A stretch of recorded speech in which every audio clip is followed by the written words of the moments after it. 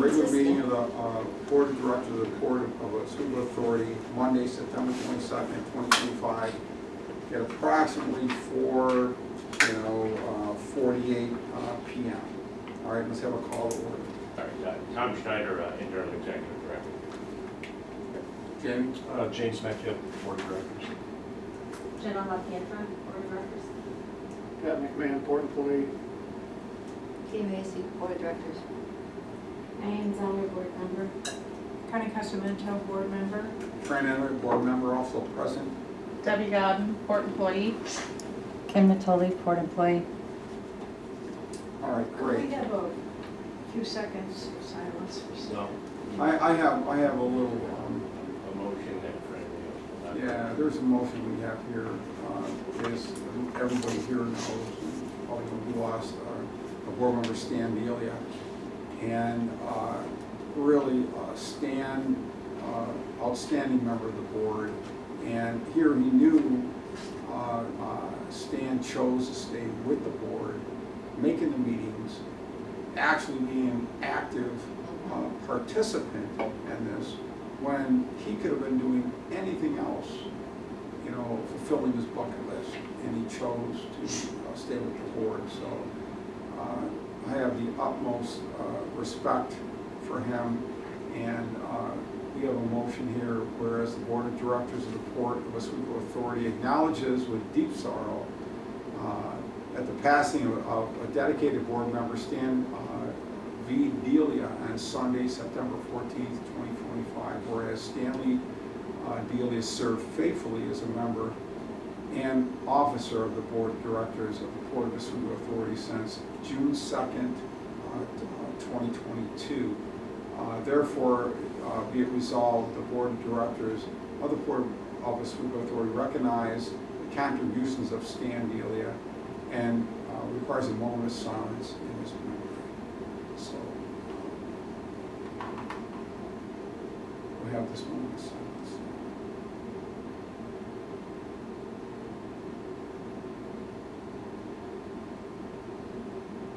Thank you.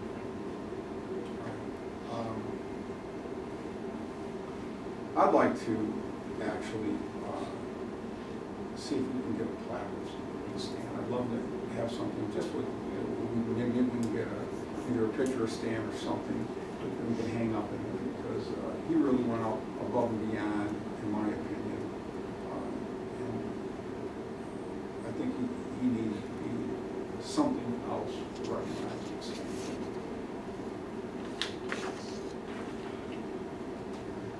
Okay. Now we're going to go into motion 09-22-2501 to approve the minutes of the, wow, this has been since July 21st, 2025, regular meeting, and that'd be Exhibit A. Make a motion. Need a second? Here. All right. I'll second it. Anyone opposed? Seeing none, the motion passes. Line item number 3, administrative operation report. This is operation report. This will be you and Pat. Yeah, so under, you know, and it is challenging, under Exhibit B, it is challenging to try and, you know, encapsulate what's gone on over a 2-month period. I'll just leave it at what we've been seeing. As far as aluminum movement, you have your prime aluminum and your recycled aluminum. The prime is primarily cast in Canada. The recycled has both domestic and Canadian sources. So we've seen, and you can see, that a lot of prime has moved out. And what I really noticed is a scramble amongst the commodity brokers to fulfill contracts in various places for the delivery of prime aluminum. And they were just consistently going after domestic source. So we we saw transfers, in lot from one broker to another and then to another, so that they could further send it out somewhere else. They're loading rail cards for ARG International so that they can fulfill contracts in Texarkana, Texas for the delivery of prime aluminum. So, we've seen that done out, and then we had a ship come in. And we hadn't had many ships come in. That's really, if you look at the stevedoring revenue line, that's why that's so down. Nobody really wanted to bring it in at 50%.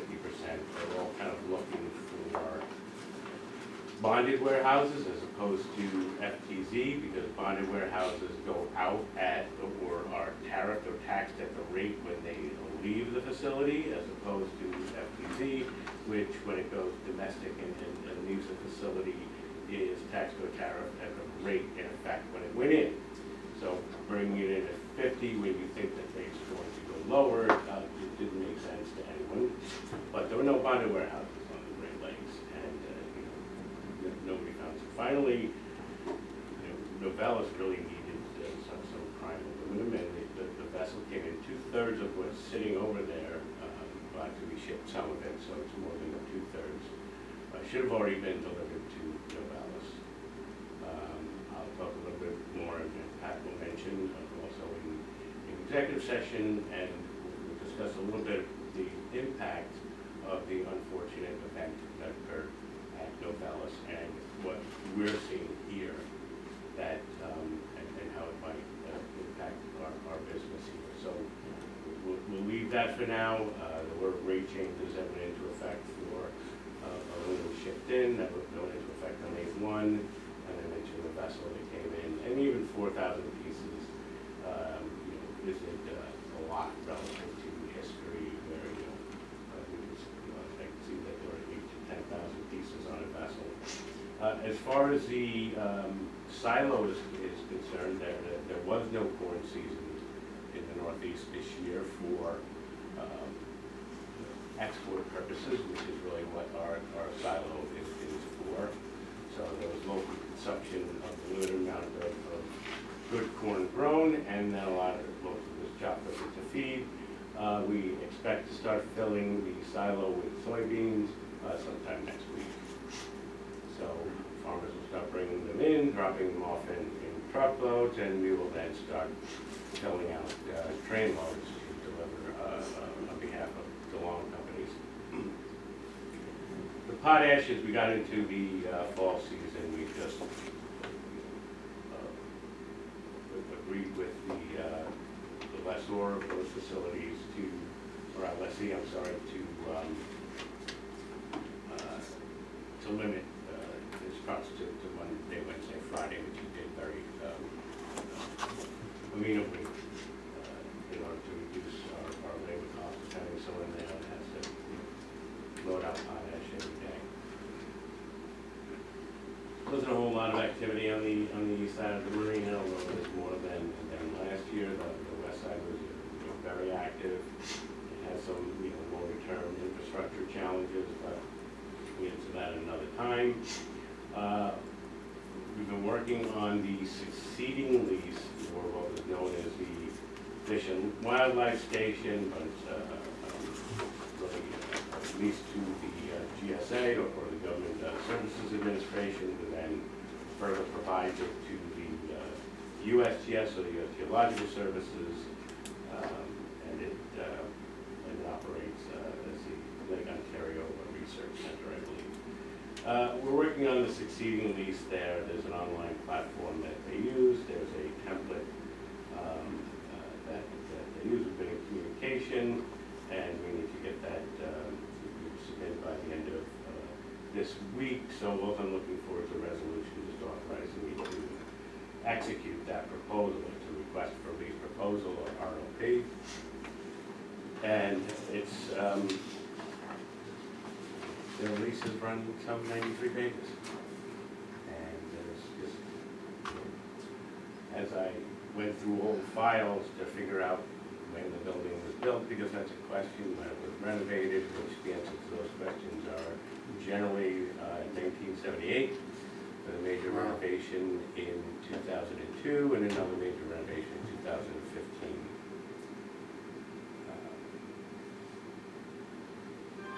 So we'll get that in going. We just typically like to look at a shell square foot rental and then a administrative cost rental, and then the administrative cost can be incremented by a calculation based upon inflationary or cost of living trends or rate that they assign for an inflationary rate over the term.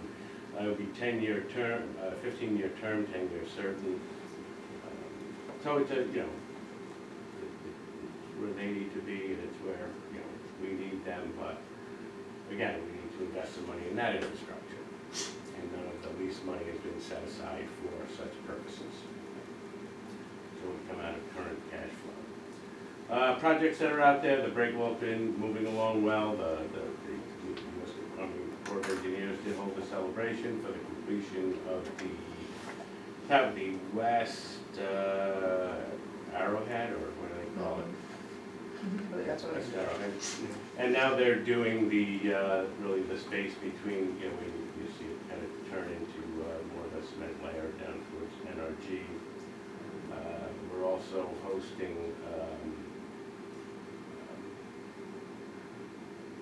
Great Lakes Docks, who is doing a repair of break wall using material and loading their barge here for break wall repair in Fairhaven. The warehouse modernization grant is something that we just, moving along on incrementally with the representatives of the Maritime Association of MARAD. The one that we really need to, and we're on the phone with CNS and really kind of pushing for is the securing of that EDA grant and its relationship with the PFRAP grant that was outstanding. The EDA is the Economic Development Association. It's a federal entity, while PFRAP is issued by the New York State DOT and is attached to the Freight and Rail Assistance Program.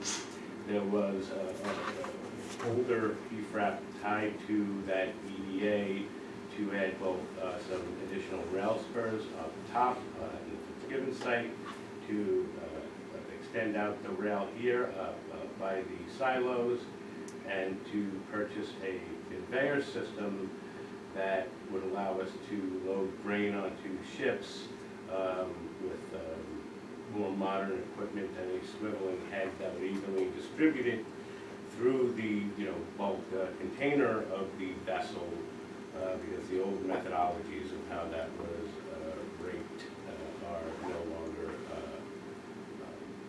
established practices due to safety issues. So you really need to have more flexibility with a conveyor than we had, and this was out there for a while.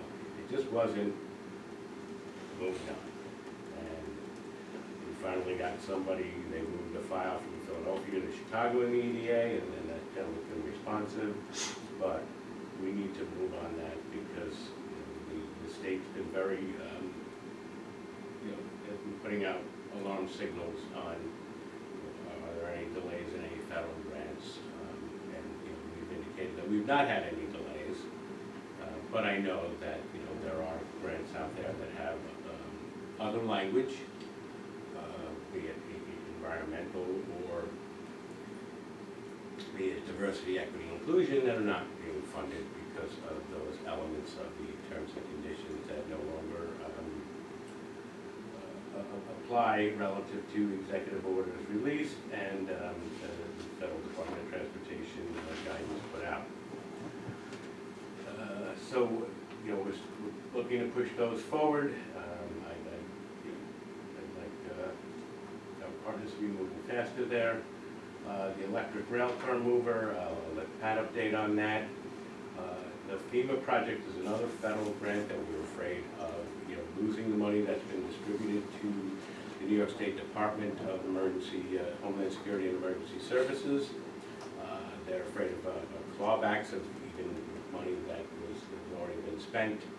So since Debbie's been back, she's been working hard to try and close out 2 FEMA projects from different years, both of which were related to one that was using ready funds, the other another source of funding, but they were related to the like flooding incidents, I think, of 17 and 19. We have outstanding right now what we submitted, there was just a small opportunity for a security grant of, up to $25,000. So we did submit one for camera and camera placements and upgrades. So we're waiting to hear back on that. I already discussed a little bit about the difference between the foreign trade zone and the bonded warehouse. I started walking down the road with Global Mohawk, who is our advisors, and in conversation with customs officials here, the possibility of perhaps utilizing the space that we have in creating a bonded warehouse, since there are none on the Great Lakes. But right now, it looks as though, and Mohawk Global disagrees with it, but our customs officer is indicating that a bonded warehouse cannot exist within an FTZ. And while you can change the boundary of the active FTZ, the whole east side of the port, including Fitzgibbons, is drawn as the boundary of the FTZ. And we would have to modify that boundary to create room for a bonded warehouse. And it just doesn't work well. So I pulled back on that one. Members of the Canal Corporation, including their leadership, came and stopped here when they were on a little tour. As you know, they're going through their bicentennial. Attendance at the American Great Lakes Port Association, myself and Patrick. A member of the Sanctuary Advisory Committee, they held a meeting. That funding is very slow, and there were a lot of retirements, early retirements in that organization. That is NOAA. And we talked about the U.S. Army Corps of Engineers and the Allied Breakwater. There's a lot going on. I'll talk a little bit more about some of the things in the executive session. But if anybody has any questions. Beside the free trade zone boundary issue, what are the other elements that go into creating a bonded warehouse? Yeah, the bonded warehouse is a little bit of a simpler creation process than the FTZ, which I think required approvals outside of what they call the local port district. Embedded in the airport is the customs office. At the head of that customs office is the port director. That port director in Onondaga, which is District 090, has the ability and capability of approving the bonded warehouse as we demarcate it. So it's really just an application and probably a 3-month process. The hard part of the bonded warehouse is there's more tracking of goods as they go out the door than in an FTZ, and it's really the minutiae tracking of these goods that we really don't have a lot of experience with. We have some templates for, but I don't think that would obviate the use of them. We also I struggle on what is the added value versus other stores we provide, and how would we express that in pricing. Tom, have any other ports looked into? Yeah, so, if you're talking about ports along the Great Lakes, Correct. I'm not aware of that. A lot of them are already established as FTZs, and having learned, at least from our local customs agent, who again, the Global Mohawk was going back to me, but hasn't yet on whether or not that was correct, but a bonded warehouse cannot reside within an FTZ. It kind of makes sense to me. But all along, I was just thinking of the boundary defined as that warehouse over there, and was going to kind of demarcate half of it towards the FTZ and half it towards the bonded warehouse. You just have to have delineated markers, and it would be a secure facility, and it would be indoor storage. So it would be a minor boundary modification to that existing warehouse. But because the true boundary, since that's just the active FTZ, and we have a true FTZ boundary that encompasses all of the east side property, not including the marina, but up through Fitzgibbons. So it's that, circle starting there, going around up there, coming back down by the fort. That would be a much harder modification to do and say, okay, which facility is our bonded warehouse? Which you could do outdoors, but then you have to get some temporary fencing perhaps. I got to tell you, the answers change. Sometimes it's just, hey, if you put up some rope with colored markers, that's sufficient. Other times it's under strict lock and key. Because there seems to be a lot of interpretation at the officer level that doesn't seem to act as a good set of guidance. What can be done, what can't be done. I have another question on the KSA lease. Yes. So you said that we have to put some renovations, put some investment into the building. Is there a scenario where are we leasing the building as is and then promising these renovations? That's the great question, Jenna, because I went through the whole time thinking, hey, here's an opportunity where we can upgrade the building. We go out, we borrow some money, and then we can sign the lease instead of borrowing, and then we can increase the rent enough that it covers that debt service. So pretty simple, right? It's real estate. When they talk about the improvements they're looking for within the shell, none of them qualify as leasehold improvements. Those would be if we were adding additional space. So they're asking us to put in, to create leasehold improvements? A lot of it is, it's my fault not having drilled down into the existing lease earlier, but now that I have, as well as looking at all of the correspondence over the years, I've come to the conclusion that we've not been a great landlord and that we've consistently violated the terms of the lease, which are very exact in their description relative to, cleaning, stripping and waxing floors, things that need to be done on a periodic basis.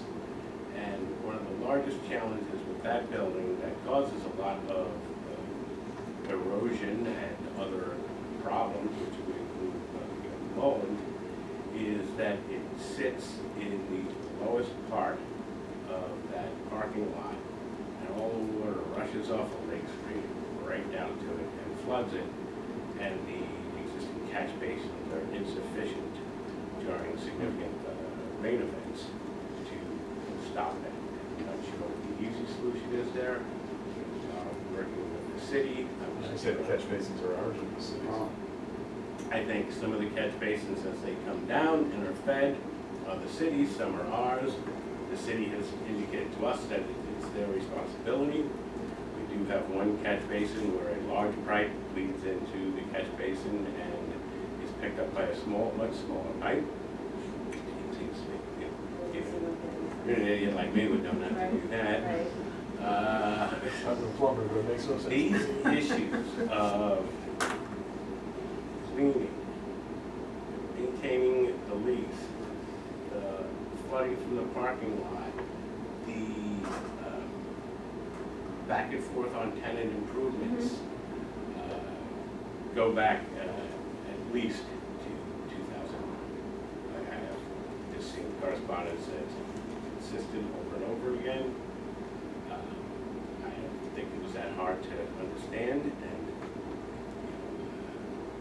I think we've been just avoiding some of the obligations, and they are very exacting. So I guess I'm wondering, are there some levers that could be pulled in order to go forward with the lease? At the Yep. same time, are we able to borrow against the lease for some I don't- external, I'll just finish, structural improvements to that building itself? Maybe it's the water, whatever it is.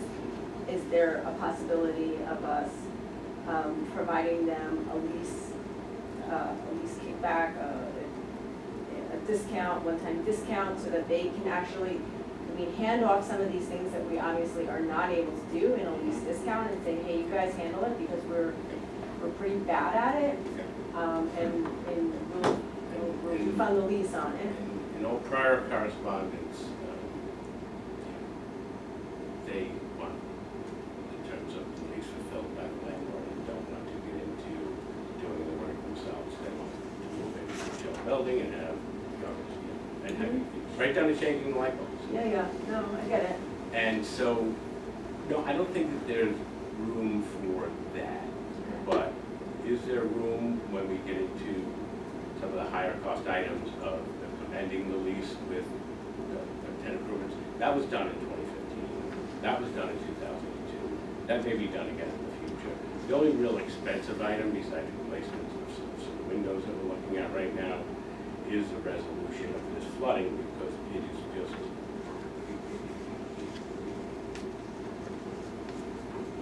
its level. These are natural forces that we have to coordinate and put a significant amount of money into, as well as maybe some berms to divert the water from that area, because it sits at the low point of that parking lot that comes down from Lake Street and just slopes right to that far corner of property. Tom, when I was on the council, there was a flooding issue on West Fifth Street near where Dr. Mather used to live. There's a house just before it, and it kept flooding. And the city's catch basin wasn't big enough.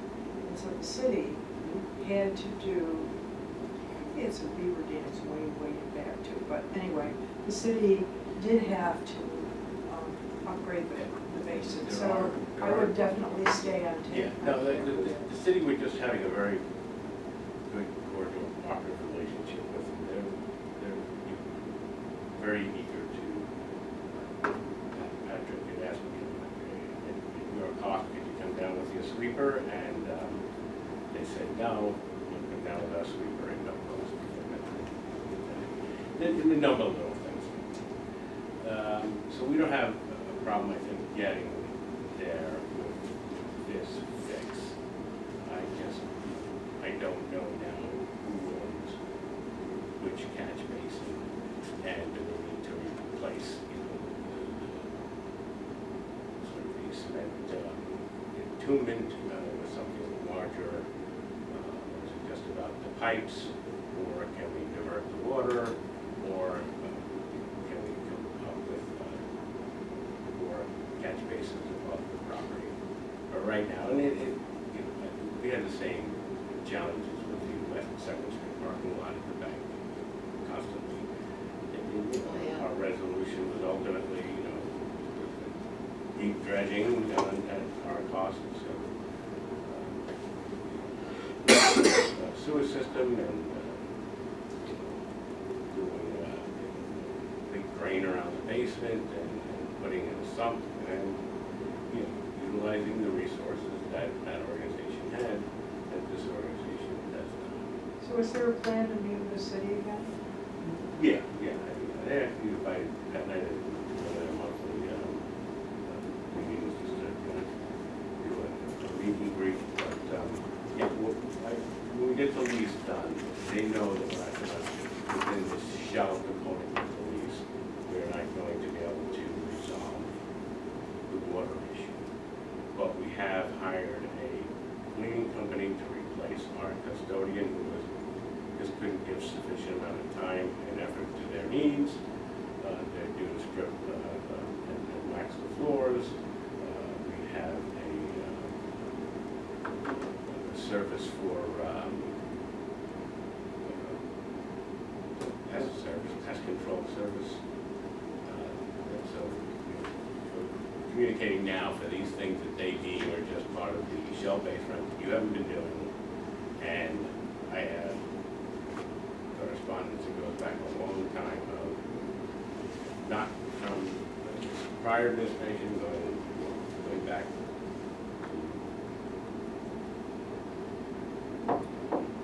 And when Fish and Wildlife went in there, I did like what you said though about a 1980. capital account though. Regardless of the lease outcome, and this lease having, it's a good landlord had some account, so that when, you know, if they get water dripping in, we have to address it right away. You know, over here, we figure it out. Yeah. You know, but you gotta, you might have to hire something like that. No, and it's funny because traditionally, a port authority would, be generally speaking, a body of property owners that leases land, as opposed to operating a terminal and steamboat company. And I think it has taken away significantly from our capabilities as a landlord to do that. There's a lot of reasons. And they let us know when there's an issue, don't you? There are inspection reports that are done on a very regular basis. There's But they don't do legal work. What are you looking for the terms, huh? What's a length of time? 15 15 years? years Yeah. lease, 10-year certain, so with a 10-year with a 5-year option. And prior to this one expiring, they had a 10-year with a 5-year option. And they've been in there since 1980. Does it have like escalator clauses in the rent type of scenario? So the rent, there are escalating clauses within the portion that is not deemed the base shell, but within the portion that's deemed the operating cost, and these were both expressed as square foot. And, there's an expectation from them that the terms of both of those items is broken out and then recombined for the, 4,780 square feet that's in there will be something above the current 20 plus change per square foot.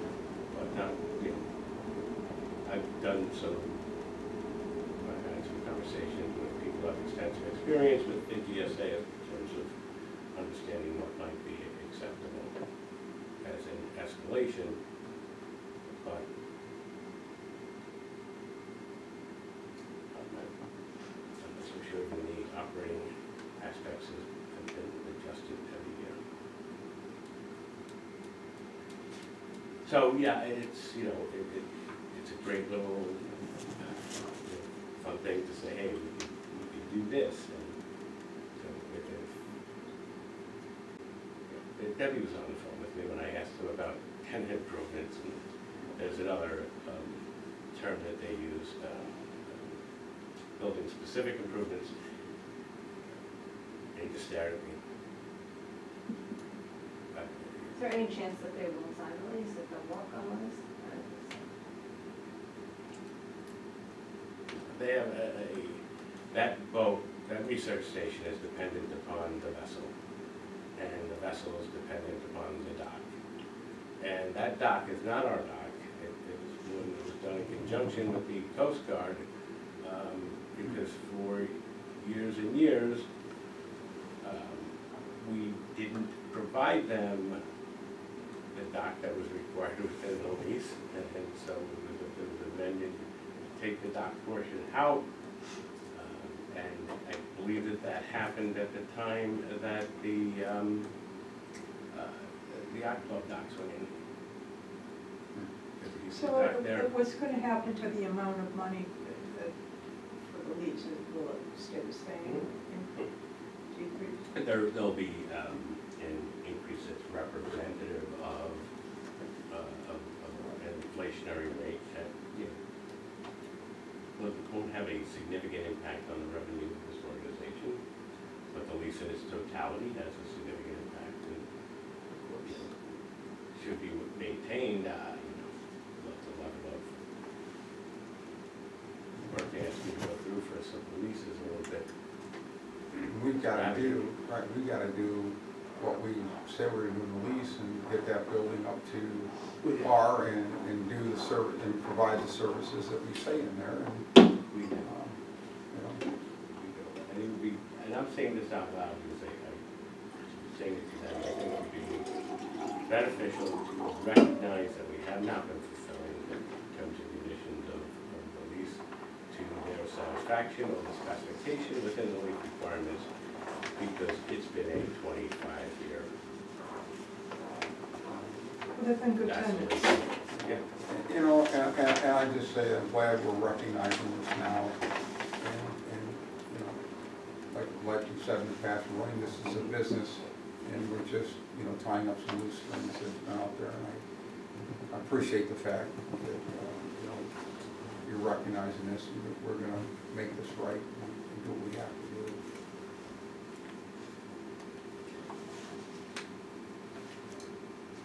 So, Pat, you got anything over there? I got a couple things, that is I exciting. wanna know about the marina. On the marinas, we had the urban forestry tour here in July. That was fun. Took the whole group of tree people around, and they got all excited about aluminum, so that was a good thing. The Still Watch, as you can see, it's still down there. I just got an update through an email. I've been reading over it. I'll talk to you guys more in executive session about what I found out. relative to the proposal, The proposal of taking it away. so it's contractual reasons of going into executive session. The Harbor Fest for the fireworks, I know we're now in September, but that went through great. Gucci was happy, everything went as planned. That puts a lot of work in helping them on his own time. Heard a lot of good things about that. The Tuesday and Wednesday, September 9th and 10th, we actually had the Oswego Fire Department over on the 9th do a tactical training in the LT5 to show the boys on how to fight a boat fire if needed. And it took them all day. They smoked the boat, they went through the boat with the loaded hoses, with their respirators on, to, you know, realize just how hard it is to go through a vessel, you know, be hung up at everything. And then the next day, OPD came over, you know, they did the same thing, they smoked it. They sent the guys in there. They actually, the Coast Guard actually put people on the vessel.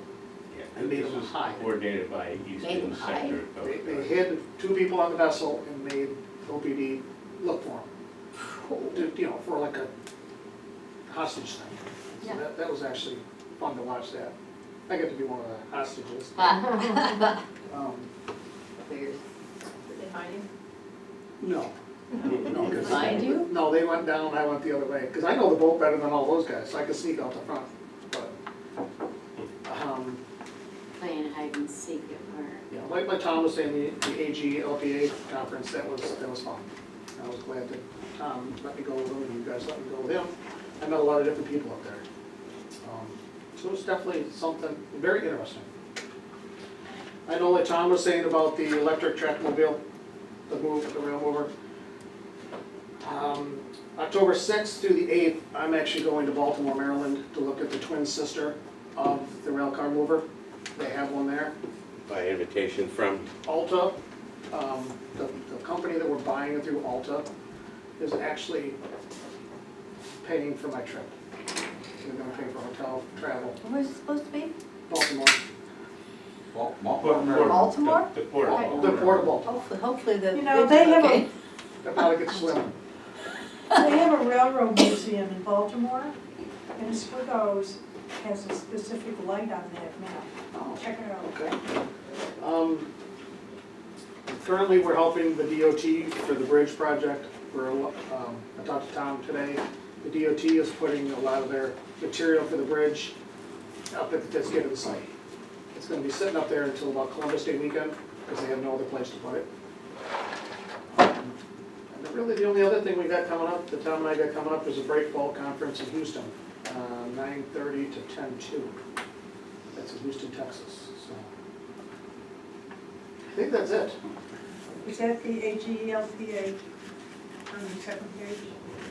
No, That is the American Great Lakes Port I Association. was gonna say, I thought that was. This is a representation with Highway H2O, which is the That's a acronym conference in that Toronto, we, right? Great Lakes St. Lawrence Seaway Development Corporation uses to try to promote vessels nationally and internationally through the Great Lakes system, calling it Highway H2O. St. Lawrence, all the Great Lakes. So, as a maritime highway. But Freight Bulk America is a large meeting of people in the maritime and logistics industry in the country. Freight bulk means basically, in trucking, it might be called less than full, but freight bulk in the vessel means that they have room for doing more cargo, or you're trying to change cargo. Bulk cargo is what the laborers carry as opposed to containerized cargo. Freight bulk is just carrying different pieces of cargo to different locations generally. The idea is if you're getting vessels over from Europe delivering stuffing, iron ore, say, we want them traveling back to something like grain.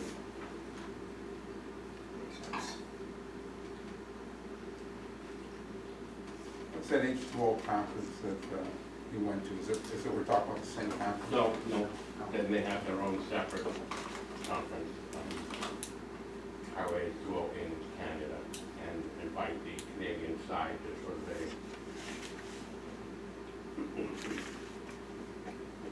the St. Lawrence Seaway Great Lakes Development Corporation is an organization established by the Federal Department of Transportation. It sits under them. They have a mirror organization in Canada. And there's a lot of communication and sharing the St. Lawrence is vital to both countries, and it's done very well, despite Canada's aggravation at this point. Many things American. Pat, you have on here an item that we will talk a little bit more about in the executive session, right? But last item, just wanted to Oh, yeah. say it for the record.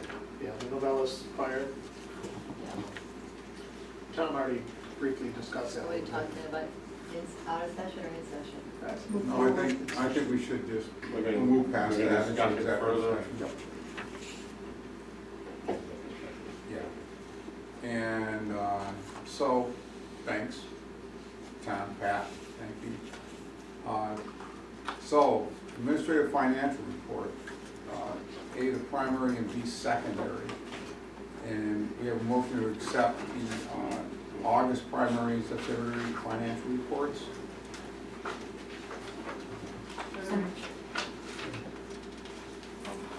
If anybody has no questions, I'll move them.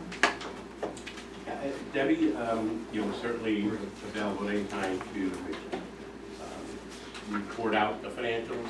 I think sort of became.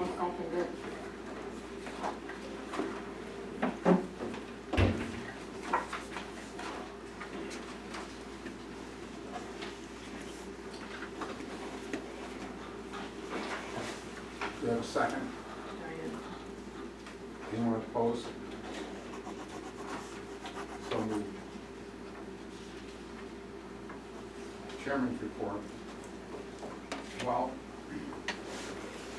I haven't been around for about 7 weeks. Well, I just want to say my observation for traveling through the country is we are living in just a phenomenal area up here. I think it's a diamond in the rough. And I believe that we have everywhere to go is up in this area. And I believe that we're on track for running this as a business, which I really appreciate what you've been doing, and I really appreciate this whole board. I think we have a fantastic board right here. And you know, I just thank you for your service. So, I have nothing else to say on that. We'll move on to committee report next. Patty,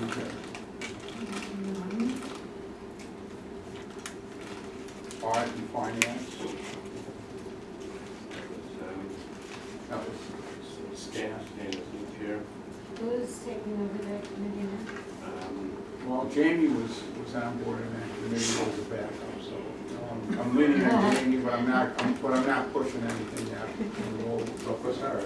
Her skin color's Not at all. changing. Oh, I did a lot of research today, believe me. No, I mean, Do we have a treasurer?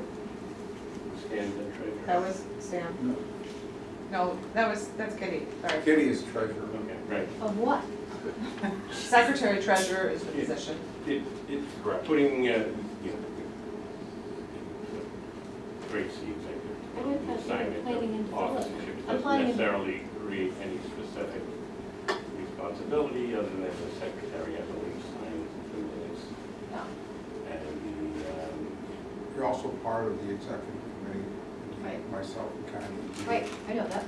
You know, and, you know, we have to may look at this, you know, and do some reorganization and what people feel comfortable doing. Well, I'm looking, I will do my due diligence and let you know, I gotta sit down. No, I know, look, you know, I know that. And, It's a tough job, somebody's gotta do it. You know, for 23 years, they don't even tell the judge the combination to the safe. Uh-huh. No, they do it on purpose, you're outside of the Right. accounting stream, I have nothing to do with it, so it's, I know there's such a thing as Learning general opportunity. accounting. Yeah. Whatever side of the brain that's on, it's not. so really governance, Well, we don't have right That now was an many. audit committee chair or a governance. no governance right now. Down out there. And planning and development, Kitty, That's me, we haven't done anything. nothing to report on. I think we're good.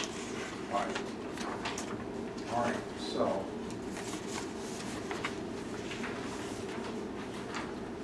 Old business on item 7, I see none. In new business, we have a motion here. And this motion is 0922-2503. This is to authorize the interim executive director to negotiate and execute a lease, which is this is what we've been talking about, with U.S. General Services Administration, the GSA, for USGS's at 17 Lake Street, and to sign and complete any and all paperwork regarding the lease agreement. Okay. We've discussed this. Is there any more questions or anything else we have? I have one concern. I don't have a problem with this. My only concern is if those basins are gonna be forever, if all the expense of the basins is on the port, I think the board needs to meet again and discuss it. The basin, what do you mean? What, Catch basin. Oh, the water, Yeah. yeah, well, that's ongoing, right, with the city and, Yeah, so. but is that gonna determine the lease? Yeah, so there is no language regarding that, specifically within the lease. There is plenty of language regarding It work could. and things like that. It could, Uh, and they're expensive, been there, done that. Yeah, no, there is no, no, you can't, their shall lease is their shall lease. You can't touch it. They fill in the blanks after we submit the request for lease proposal. We can amend it, nor can the local people. All right. I'll move it. Second. any other questions? We're all good with this? Anyone opposed to this? Motion passes. Item number 9, 0922-2504. This is the move to executive session for A, review of marketing proposal, and B, review master plan proposal and land use management. And we're also gonna discuss customer issues related to, well, contract issues related to the watch vessel and customer issues related to the aforementioned incident at the Okay. And I struck CNS, I just struck here, I don't know, I'm just gonna do the one, and write CNS back next month, just thing next week. So, motion to move executive session? Motion made to move this executive session. Second. All right. Motion approved, we're in executive session. A motion to resume. Okay, Two more minutes. we're here. Well, we have nothing coming out of executive session as far as motions go. Hey, we're on item 12. Imagine that. Is that my To motion? adjourn the regular motion, to adjourn the So regular moved. meeting. Second. All right, all in favor? Aye. Aye. All right, we're adjourned. Somewhere that became my official duty.